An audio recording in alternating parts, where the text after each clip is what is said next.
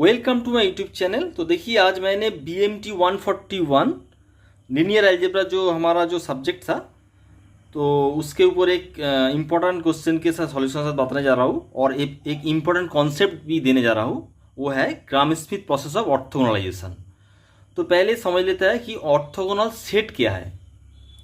तो देखिए definition, a set is equals to U1 U2 UN of vectors. इसमें सारी का सारी वेक्टर्स है और वेक्टर्स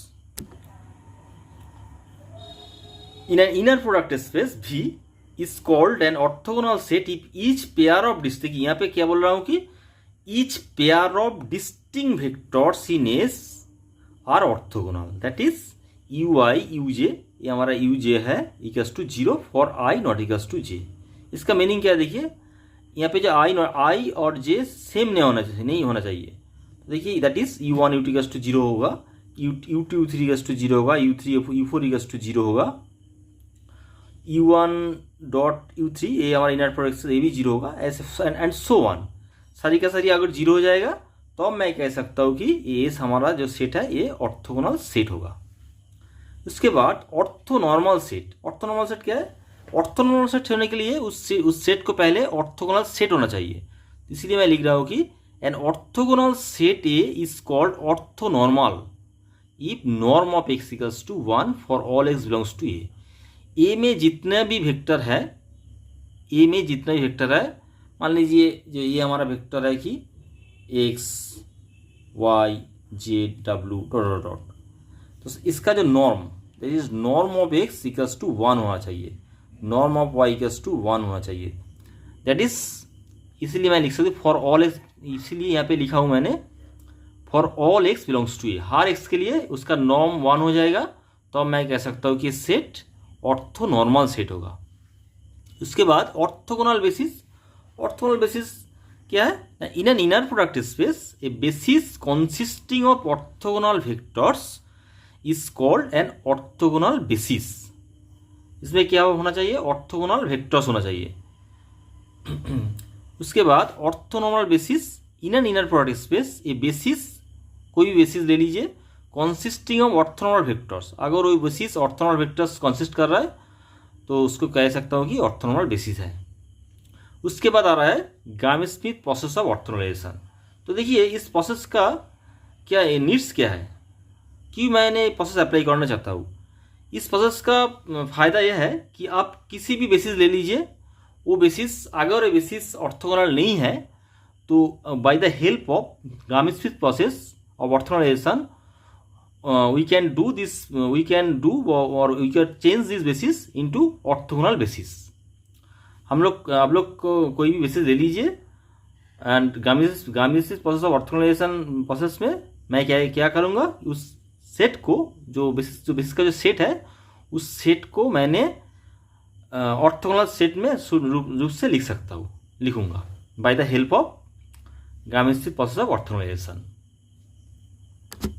तो देखिए इसी में मैंने क्या लिखा हूँ, लेट V1 V2 Vn ये सारी का सारी वेक्टर्स है, be a basis of V। An orthogonal basis of V will be obtained by method known as Gram Schmidt process of orthogonalisation. तो पहले समझ लेते हैं कि वो क्या है एक्चुअली, मैं जो एक्चुअल प्रोसेस क्या है। तो मैंने मान लिया कि let V1 V2 dot Vn be basis और V। मान लीजिए एक वेक्टर स्पेस है जो इसका बेसिस है, तो ये बेसिस है। इसका मीनिंग हर एलिमेंट यहाँ पे क्या नॉन जीरो है, दैट इज नॉन नल है। तो जो ग्राम-स्मिथ प्रोसेस है, देखिए मैं लिखूंगा कि ग्राम-स्मिथ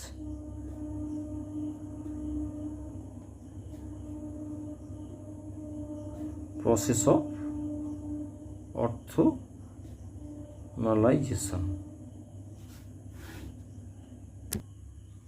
तो देखिए मैंने एक नया बेसिस फाइंड करना चाहता हूँ। तो मान लीजिए कि जो बेसिस फॉर्म होगा उसका पहले वाला वेक्टर V1 होगा। तो इसीलिए देखिए V1 यहाँ पे है, तो इसीलिए मैं क्या कर रहा हूँ, एक न्यू नेम दे रहा हूँ। तो मान लीजिए कि W1 इक्वल्स टू, मैंने मान लिया कि W1 इक्वल्स टू V1, ये मैंने मान लिया। जो हमारा बेसिस न्यू बेसिस फॉर्म हो रहा है, ये क्या है, जो बेसिस हो रहा है ये ऑर्थोगोनल बेसिस होगा। तो उसका जो पहले वाला वेक्टर मैंने मान लिया कि W1 है। मैंने इसको पहले इसको नया नेम दे दिया है, इसको मान लिया कि W1 equals to V1। Next एक वेक्टर आएगा, मैंने मान लिया कि W2। देखिए इसमें एक वेक्टर मैंने माना कि W2 आएगा। तो W2 कैसे मैं फाइंड करूंगा, तो देखिए W2 क्या होगा, W2 equals to V2 minus inner product space of V2 W1 and norm of W1 square into W1। ये W2 आएगा। ये हमारा स्टेप 1 हो गया, ये हमारा स्टेप 2 हो गया, ये हमारा स्टेप 2 हो गया। और मान लिए स्टेप 3 में क्या करूंगा, देखिए W3, देखिए मान लीजिए कि यहाँ पे और एक वेक्टर रहेगा W3 कैसे फाइंड करूंगा, देखिए W3 equals to V3 minus, देखिए ये V3 के साथ पहले जो वेक्टर है V3 into W2 into norm of W2 square into W2 minus V3 into W1 by norm of W1 square into W1। तो देखिए यहाँ पे पहले जो वेक्टर है, देखिए W3, मैंने ये W3 निकल रहा है, इसलिए पहले मैंने मान लिया कि V3 माइनस V3 के साथ W2 का पहले इनर प्रोडक्ट स्पेस होगा, उसके बाद W1 के साथ होगा। पहले इसके साथ होगा V3 का इनर प्रोडक्ट स्पेस, उसके बाद इसके साथ होगा। तो मैंने यहाँ पे लिख दिया ऐसे करके, एंड सो ऑन ऐसे करके यहाँ पे जो जितना भी वेक्टर होगा W3 W4 ऐसे करके मैंने एक नया बेसिस निकालूंगा। ये क्या है, बेसिस सेट होगा, इस सेट होगा जो एक्चुअल ऑर्थोगोनल सेट होगा। तो ये एक्चुअल प्रोसेस है। तो देखिए एक प्रॉब्लम मैं करूंगा यहाँ पे। तो देखिए इस प्रॉब्लम का सॉल्व करने जा रहा हूँ। Check whether the order basis B equals to 1 0 1 1 0 minus 1 1 1 1। यहाँ पे तीनों वेक्टर है, is an orthogonal basis of R cube. पहले मेरे को प्रूव करना है ये ऑर्थोगोनल बेसिस होगा कि नहीं होगा। Apply Gram Schmidt orthogonalisation process to B and obtain an orthonormal basis of for R cube with respect to the standard inner product on R cube. तो सॉल्यूशन देखिए, मैंने माना कि जो हमारा सेट है, मैंने माना कि let V1 V2 V3 equals to, मैंने माना कि यहाँ पे B दिया है, B let where V1 equals to 1 0 1, V2 is equals to 1 0 minus 1 and V3 equals to 1 1 1। ये तीनों वेक्टर है हमारा। जो प्रोसेस देखिए यहाँ पे मैंने जो प्रोसेस दिखा V1 V2 Vn, मैंने माना था कि बेसिस। तो यहाँ पे ये B भी एक बेसिस है, ऑर्डर बेसिस मीन्स यहाँ पे जो इंक्रीजिंग ऑर्डर एक ऑर्डर में दे दिया है यहाँ पे। तो इसके बाद देखिए पहले क्या प्रूव करना है, ये ऑर्थोगोनल बेसिस हुआ कि नहीं। जो हमारा डेफिनेशन था ऑर्थोगोनल बेसिस क्या था कि उसका जो इनर प्रोडक्ट जो V1 V2 इक्वल्स टू मेरे को 0 प्रूव करना होगा, V2 V3 equals to 0 prove करना होगा, और V1 V3 को 0 प्रूव करना होगा। अगर तीनों 0 हो जाएगा तो ये ऑर्थोनॉर्मल बेसिस हो जाएगा, तो ऑर्थोगोनल बेसिस हो जाएगा। तो देखिए मैंने नाउ V1 V2 मैंने इसका प्रोडक्ट कर रहा हूँ। तो इसका प्रोडक्ट का जो मीनिंग है देखिए 1 into 1 equals to 1, 0 into 0 equals to 0, plus 1 into minus 1 that is 1, और माइनस 1 इक्वल्स टू 0 आ रहा है। उसके बाद V2 V3 क्या आ रहा है देखिए, V2 V3 1 into 1 equals to 1, plus 0 into 1 0, plus minus 1 into 1। मैंने लिख रहा हूँ यहाँ पे -1 इंटू 1, यहाँ पे माइनस है। तो तो देखिए क्या आ रहा है मेरे पास 1 माइनस 1 इक्वल्स टू 0, यहाँ पे भी 0 आ रहा है। उसके बाद देखिए V1 V3, इसका इनर प्रोडक्ट एक्सप्रेस ले रहा हूँ, देखिए क्या आ रहा है V1 V3, 1 into 1 equals to 1 plus 0 into 1 equals to 0 plus 1 into 1 equals to 1 plus 1 equals to 2। तो देखिए सिंस इसका जो inner product V1 V3 not is equals to 0, देखिए ये 0 नहीं आ रहा है, इसीलिए मैं therefore वी कैन से, मैं बोल सकता हूँ, क्या बोल सकता हूँ, the given ordered basis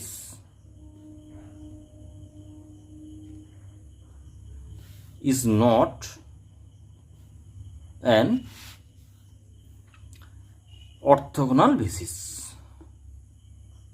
orthogonal basis नहीं है, बेसिस फॉर आर क्यूब।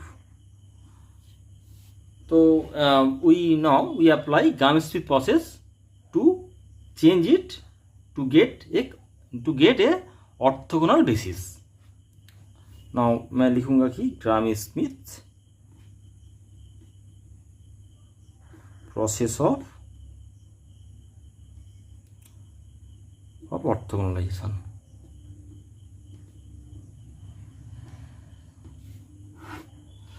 तो यहाँ पे देखिए, यहाँ पे जो फर्स्ट जो क्या था, मैंने पहले वाला जो वेक्टर था पहले उसको रीनेम करूँगा।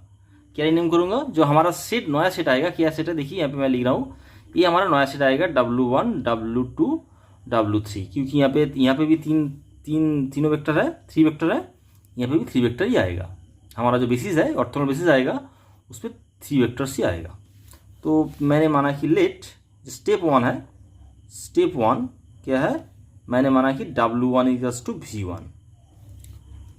नाउ स्टेप 2 क्या आ रहा है, देखिए स्टेप 2 W2 कैसे फाइंड करूंगा, क्या फॉर्मूला था हमारा, V2 minus inner product space of V2 into W1, उसके बाद norm of W1 square into W1, sorry W1 के साथ इनर प्रोडक्ट स्पेस आ रहा है। तो V2 क्या है, देखिए V2 हमारा क्या था, V2 1 0 माइनस 1, तो मैं लिख रहा हूँ कि यहाँ पे 1 0 माइनस 1 माइनस V2 W1, तो मैं यहाँ पे लिख रहा हूँ V2 W1 1 0 माइनस 1 W1 क्या है, देखिए W1 इक्वल्स टू 1 0 1 और इसका नॉर्म क्या होगा, देखिए W1 हमारा क्या है, देखिए W1 का जो नॉर्म, देखिए इसका जो इसका मीनिंग क्या है, देखिए इसका एक्चुअली जो नॉर्म है, इसका जो डेफिनेशन एक्चुअल है, यह है W1, इसका टू द पावर हाफ। तो इसका मीनिंग क्या है, देखिए हमारा W1 क्या है, W1 इक्वल्स टू, देखिए मैं यहाँ पे दिखा रहा हूँ कैसा आता है, ये इसका वैल्यू क्या आएगा, देखिए मैं यार 1 0 1 to the power half, that is मैं रूट दे रहा हूँ, हाफ के बदले रूट दे रहा हूँ, और 1 into 1 equals to 1 plus 0 into 0 equals to 0, 1 into 1 equals to 1, that is क्या आ रहा है मेरे को, हमारा √2 आ रहा है, ये हमारा √2 आ रहा है। तो यहाँ पे मैं लिखूंगा, देखिए यहाँ पे क्या था, स्क्वायर था, तो that is norm of W1 square is equals to 2, तो यहाँ पे 2 आएगा, और यहाँ पे भी W1 है, तो 1 0 1 मैं लिख रहा हूँ। उसके बाद देखिए, तो ये जो 1 0 माइनस 1 ये फिक्स रहेगा। यहाँ पे देखिए, यहाँ पे फिर भी नॉर्म, इसका इनर प्रोडक्ट ले लीजिए, क्या आ रहा है, देखिए 1 into 1 equals to 1 plus 0 into 0 equals to 0 plus minus 1 into 1 by 2 into 1 0 1, फिर देखिए 1 0 माइनस 1, और देखिए एक यहाँ पे 1 और माइनस 1 आ रहा है, 1 minus 1 equals to 0 0 by 2 into this, sorry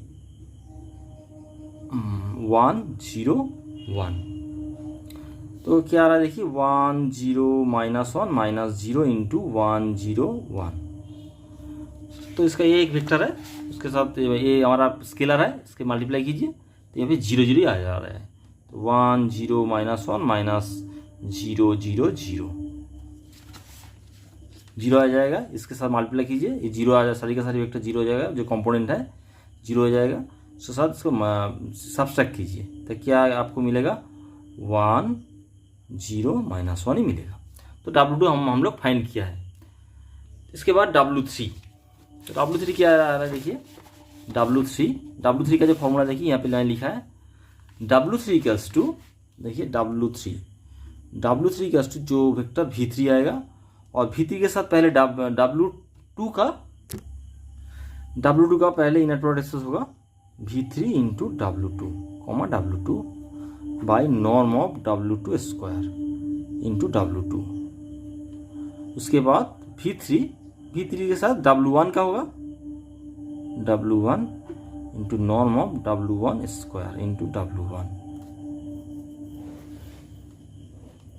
तो उसके बाद देखिए क्या करूँगा मैंने, V3 का जो वैल्यू क्या है देखिए, V3 का वैल्यू यहाँ पे देखिए, V3 का वैल्यू है 1 1 1 1 1 मैं लिख दूँगा यहाँ पे 1 1 1 माइनस देखिए V3 का वैल्यू 1 1 1 और W2 का जो वैल्यू है देखिए मैंने पहले लिखा था 1 0 -1 और W का यहाँ पे भी 1 0 -1 और W2 स्क्वायर क्या होगा देखिए, W2 स्क्वायर क्या होगा, हमारा W2 क्या है देखिए यहाँ पे दिख रहा हूँ W2 का मीनिंग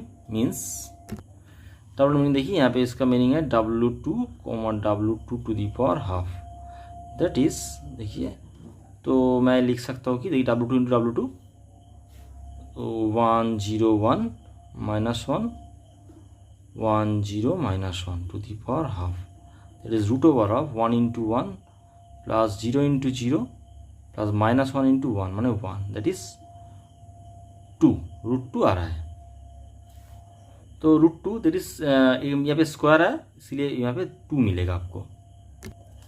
तो उसके बाद देखिए यहाँ पे क्या आ रहा है देखिए माइनस V3 का जो वैल्यू है देखिए 1 1 1 W1 का वैल्यू क्या था 1 0 1 ही था और यहाँ पे W1 1 0 1 और W1 स्क्वायर माने क्या निकला था 2 ही निकला था, पहले ही निकला था W1 स्क्वायर टू 2। तो देखिए यहाँ पे क्या आ रहा है 1 1 1 माइनस इसके यहाँ पर ले लीजिए 1 into 1 equals to 1 plus 1 into 0 equals to 0 और 1 into -1 equals to -1 by 2 into 1 0 -1। यहाँ पे क्या आ रहा है देखिए 1 into 1 equals to 1 plus 1 into 0 equals to 0 plus 1 into 1 equals to 1 by 2 into 1 0 1 ये आ रहा है। तो उसके बाद देखिए 1 1 1 माइनस यहाँ पे 0 आ रहा है 0 बाई 2 दैट इज 1 0 -1 और यहाँ पे क्या आ रहा है देखिए 1 प्लस 1 2 2 बाई 2 इक्वल्स टू 2 1 ही आ रहा है यहाँ आपको 1 0 1। उसके बाद देखिए 1 1 1 माइनस ये 0 हो रहा है, 0 के साथ आप ये वेक्टर को मल्टीप्लाई कीजिए, ये हमारा स्केलर है इसके मल्टीप्लाई कीजिए, हर कंपोनेंट को 0 आ जाएगा 0 0 0 और इसके बाद -1 है 1 है 1 के साथ इसको मल्टीप्लाई कीजिए, यही मिलेगा आपको 1 0 1। तो देखिए इसका तो कोई वैल्यू नहीं है, ये हमारा हर कंपोनेंट 0 है, इसके साथ मल्टीप्लाई कीजिए 1 -1 इक्वल्स टू आपको पहले कंपोनेंट 0 मिलेगा, 1 - 0 इक्वल्स टू 1 मिलेगा और 1 1 - 1 इक्वल्स टू 0 मिलेगा। तो क्या आ रहा है हमारा W3 इक्वल्स टू 0 1 0। तो ये जो हमने किया है, ये जो प्रोसेस किया है, इससे क्या हम लोग को क्या मिला है, तो जो नया सेट है W1 W2 W3 that is W1 W3 is an orthogonal set of V। ये हमारा ऑर्थोगोनल सेट है, W1 W3 is an orthogonal basis, set नहीं है बेसिस है, basis set actually basis of V। तो इसको क्या जो क्वेश्चन है, देखिए क्वेश्चन में क्या लिखा था, जो orthogonal process to be and obtain an orthonormal basis for R cube with respect to standard inner product. इसको ऑर्थोनॉर्मल आप लोगों को ऑर्थोनॉर्मल लिखना होगा। तो ये हमारा ऑर्थोनॉर्मल बेसिस मिल गया। इसको इस वेक्टर हर वेक्टर को मैंने बाई नॉर्मलाइजिंग वी जो यहाँ पे जितना भी वेक्टर है, यहाँ पे 3 वेक्टर्स है, उसको मैंने ऑर्थोनॉर्मल के रूप से लिखूंगा। कैसे लिखूंगा, पहले इसका नॉर्म निकल लेता है। W1 का नॉर्म क्या होगा, देखिए आप लोग पहले ही फाइंड किया था, क्या है √2। और एक बार मैंने यहाँ पे कर रहा हूँ W1 का वैल्यू क्या है 101 to the power half, that is √1 plus 0 × 0 0 plus 1 equals to √2। यहाँ पे √2 आ रहा है। उसके बाद देखिए W2 नॉर्म ऑफ W2 क्या हुआ, देखिए W2 का जो वैल्यू है, देखिए यहाँ पे क्या था, W2 इक्वल्स टू 1 0 -1 था। देखिए तो 1 0 -1 तो √ ऑफ क्या होगा, देखिए इसका half, that is 1 × 1 equals to 1 plus 0 × 0 0 और -1 से प्लस, दैट इज √2। यहाँ पे भी √2 आ रहा है।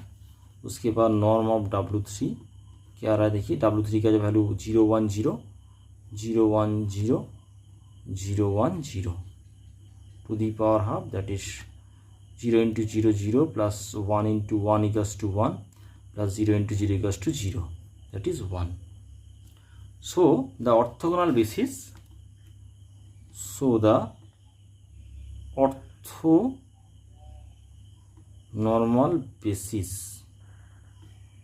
इज क्या होगा, देखिए ऑर्थोगोनल बेसिस कैसे फाइंड करूँगा। इस जो यहाँ पे जो तीनों वेक्टर है, इसको नॉर्मलाइज करूँगा। नॉर्मलाइज करने का जो तरीका है, क्या तरीका है, देखिए ऐसा तरीका है। हर वेक्टर यहाँ पे जो है, इसका नॉर्म से मैंने डिवाइड करूँगा। देखिए W1 नॉर्म ऑफ W2 से डिवाइड कर रहा हूँ, W2 by norm of W2 और W3 by norm of W3। ये एक्चुअल प्रोसेस है। इसको क्या कह सकता है, इसको कह सकता है कि आप इसको नॉर्मलाइज कह सकता है। जो प्रोसेस है, इसका नॉर्मलाइज भी प्रोसेस कह सकते हैं इसको। तो W1 का जो वैल्यू था क्या था, W1 इक्वल्स टू 101 था, 101 बाई W1 का वैल्यू √2 आ रहा है, यहाँ पे √2 लिखूंगा मैंने। और W2 का जो वैल्यू था क्या होगा, 10 -1 आया था मेरे पास, और इसका वैल्यू सॉरी ये √2 है। और W3 का जो वेक्टर था 0 1 0 बाई 1, दैट इज, इसको मैं डिवाइड कर रहा हूँ, तो क्या आ रहा है 1/√2 0 1/√2 1/√2 0/√2 और -1/√2, और यहाँ पे आ रहा है 0 1 0। ये एक्चुअल हमारा ऑर्थोनॉर्मल बेसिस है। तो देखिए एक क्वेश्चन यहाँ पे आ सकता है। देखिए मान लीजिए कि ये जो हम लोग चेक कर रहे हैं, चेक करने के बाद देखिए तीनों का तीनों 0 आ रहा है। देखिए यहाँ पे भी मान लीजिए कि यहाँ पे 0 आ रहा है, यहाँ पे 2 अगर नॉट इक्वल्स टू 0 नहीं आ रहा है, तो मान लीजिए कि यहाँ पे 0 ही आ रहा है। तो इसका मीनिंग क्या है, इसका मीनिंग ये सेट क्या एक्चुअल ऑर्थोगोनल बेसिस है, ये सेट एक्चुअल ऑर्थोगोनल बेसिस होगा। तो उस टाइम में मैंने कैसे ऑर्थोनॉर्मल बेसिस फाइंड करूँगा कि इसका जो हार्ड जो वेक्टर है, उसका नॉर्म से मैंने डिवाइड करूँगा। उसका मीनिंग क्या है, नॉर्म से meaning means that is V1 by norm of V1, V2 by norm of V2 और V3 by norm of V3। ये जो सेट है, इस सेट होगा, इस सेट क्या होगा, ऑर्थोनॉर्मल बेसिस होगा। तो ऐसे करके मैं फाइंड करूँगा। अगर ये तीनों से ये सेट अगर ऑर्थोगोनल होता था, तो मैंने ऐसे करके ऑर्थोनॉर्मल बेसिस फाइंड कर सकता हूँ। Thank you.